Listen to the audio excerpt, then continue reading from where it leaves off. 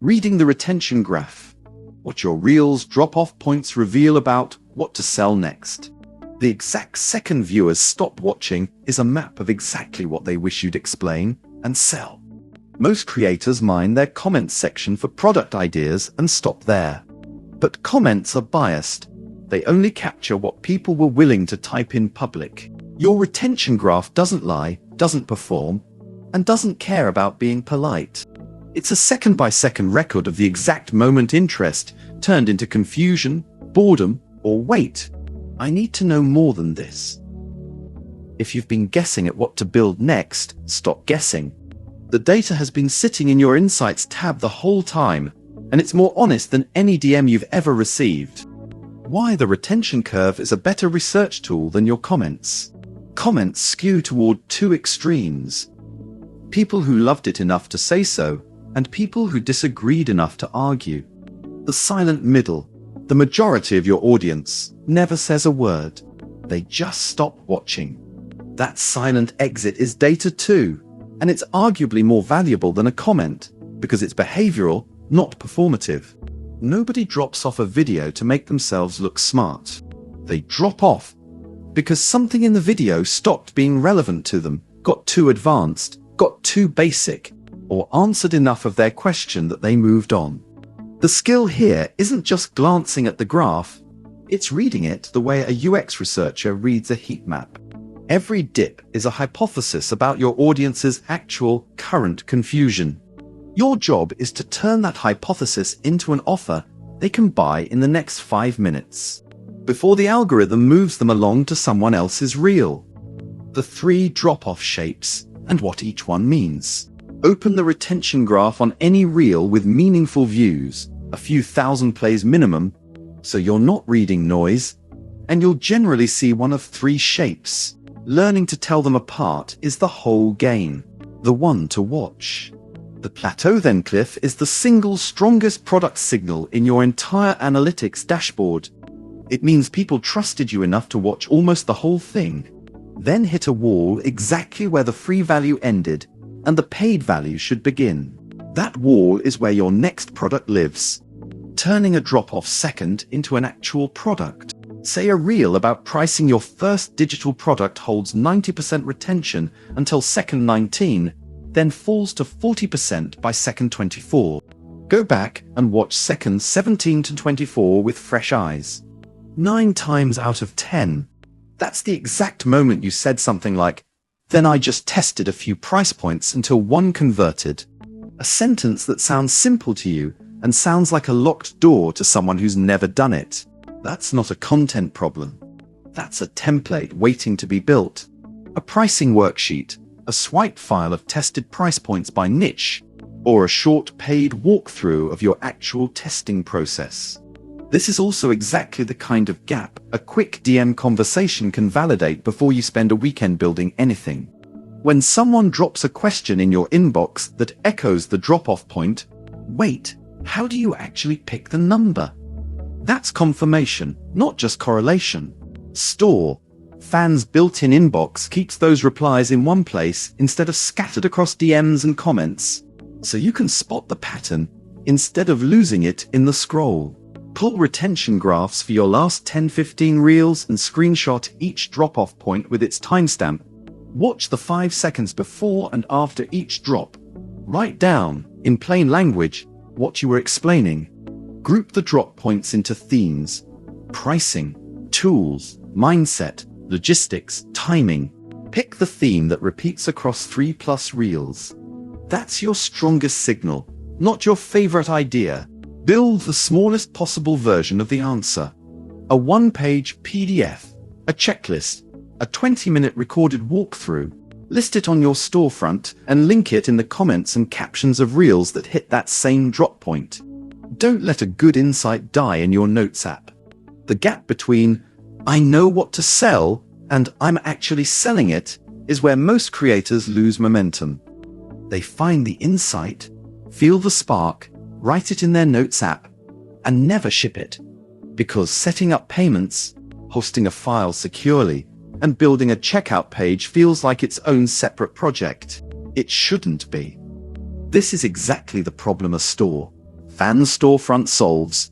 You upload the file or record the walkthrough, set a price, and buyers get a secure download link on screen and by email the second they pay, whether they check out with a card, Apple Pay, or Google Pay. There's no separate delivery system to wire up and no waiting to get paid. Money goes straight to your account. If you're not sure the retention graph gap is worth a full course, don't build one yet. Start with the cheapest, fastest version of the answer, a $5 worksheet or a short recorded explainer, and see if the same audience that dropped off at second 19 is willing to pay to get past it. If you haven't set this up yet, you can create your store and have that first product live before your next reel finishes processing. The drop-off point isn't where your audience lost interest. It's where they were interested enough to want more than a reel could give them. Reading completion rate and 3-second holds alongside the drop-off. The drop-off graph doesn't work alone. Pair it with 2 other numbers before you commit to building anything. Your 3-second hold rate tells you whether the hook itself was strong enough to earn a real look. If that number is weak, the drop-off further into the video is meaningless, because most viewers never got that far. Your completion rate tells you how rare it is for someone to make it to the end at all. A video with a 90% plateau, but only 8% overall completion, still reached a decent number of engaged people if your views were high. So don't dismiss a strong signal just because the raw percentage looks small. Video has at least 2,000–3,000 views, so the graph isn't just noise from a small sample. 3-second hold rate is healthy. People are actually watching, not scrolling past. The drop is sudden and specific to one topic, not a slow fade across the whole video. The same drop point shows up in at least 2–3 other reels on a related topic. You've watched the 10 seconds around the drop and can describe, in one sentence, exactly what was missing. From graph to storefront, making the product easy to find. Once you've built the product, the next mistake is burying it. If a reel loses people at second 19 explaining pricing, your pinned comment and your bio link should make it stupidly obvious that the pricing worksheet exists right now. Not link in bio, more info soon. This is where having one clean, single link matters. Store.fan puts your whole shelf of downloads, courses, and coaching calls behind one store.fan username link. So the same link you've already trained your audience to tap can lead straight to the exact product their retention graph just told you they wanted. Use the store designer to feature that new product at the very top of your page with your cover photo and content blocks, so it's the first thing anyone sees after clicking through from that specific reel. Want to see this in practice before you build your own?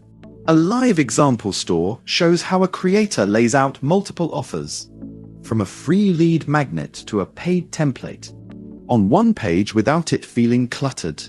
It's a useful reference for deciding where a new, retention graph-inspired product should sit relative to what you're already selling. A quick word on pricing the first version. Because this product idea came from a specific, validated gap rather than a guess, you can price it with more confidence than usual, but still start low for version 1. A worksheet or short explainer priced between $5 and $15 removes the friction of a big decision and lets you validate demand fast. If it sells consistently across a few weeks, that's your cue to expand it into a fuller paid course or a live coaching offer. Every paid plan on store.fan runs with 0% platform fees, so the early, low-priced version isn't a loss leader that gets quietly taxed away. What you charge is what you keep. Check pricing for the plan that fits where you are right now, whether that's the free plan to test your first product or a pro plan once you're ready to add discount codes and email campaigns to the mix. The habit that compounds. None of this works as a one-time exercise. The creators who consistently find their next product before their audience even asks for it are the ones who check retention graphs weekly, not quarterly. Set a recurring 20-minute block. Sunday night works well. To screenshot your top 3 reels drop-off points and jot down what was being said at each one. Over a month, you'll have a running list of validated gaps ranked by how often they repeat. That list is worth more than a year of guessing at content calendars, because it's built entirely from what your specific audience actually stopped watching for, not from what worked for someone else's niche. If something in your setup is unclear as you build this habit out, how uploads work, how buyers get delivered their files, anything, contact support rather than letting a small technical question stall a good idea. The gap in your retention graph won't wait forever. The algorithm keeps moving your audience along, and the creators who ship fastest against real signal are the ones who capture it. Key takeaways. A sharp, sudden retention drop usually marks a knowledge gap. That's a product opportunity, not a content failure.